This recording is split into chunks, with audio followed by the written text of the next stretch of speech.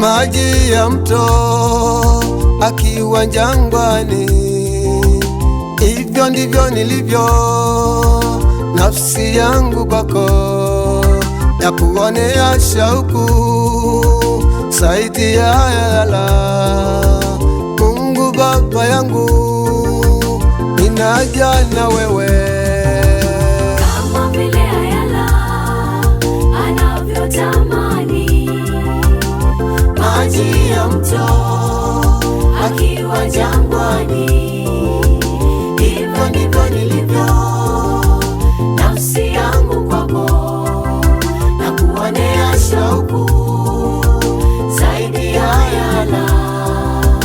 Mungu Baba yangu, ninaja na wewe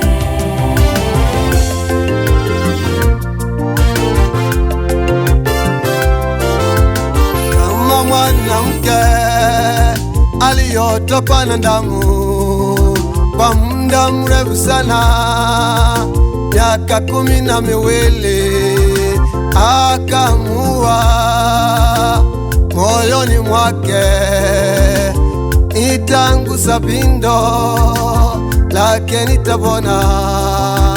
Kawa amepoteza mali yake yote kwa waganga hospitali mbalimbali, akamua kwa hali yake mbaya, atapona magonjwa yake yote. kama vile ayala anavyotamani maji ya mto akiwa jangwani. Hivyo ndivyo nilivyo, nafsi yangu kwako na kuonea shauku zaidi ya ayala.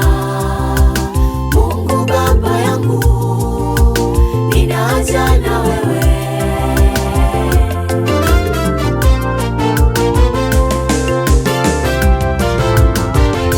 Ninakumbuka yule mwanaume mule kisimani, miaka 38, akingoja maji yatibuliwe na malaika kutoka juu mbinguni.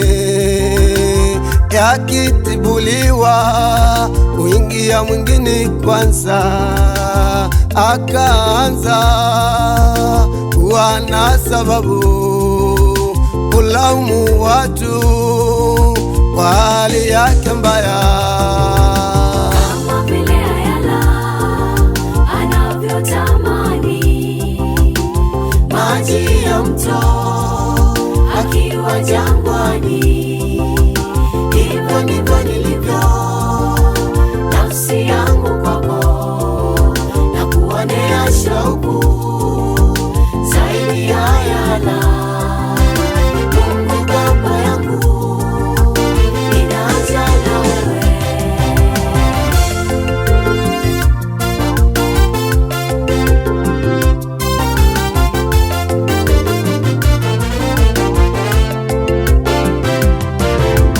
Yesu aliingia ndani kisimani, akamuuliza wataka kuwa mzima? Akasema sina mtu wa kunitia mbilikani. Yesu akasema chukua gondolo lako uende sako nyumbani mwako baba.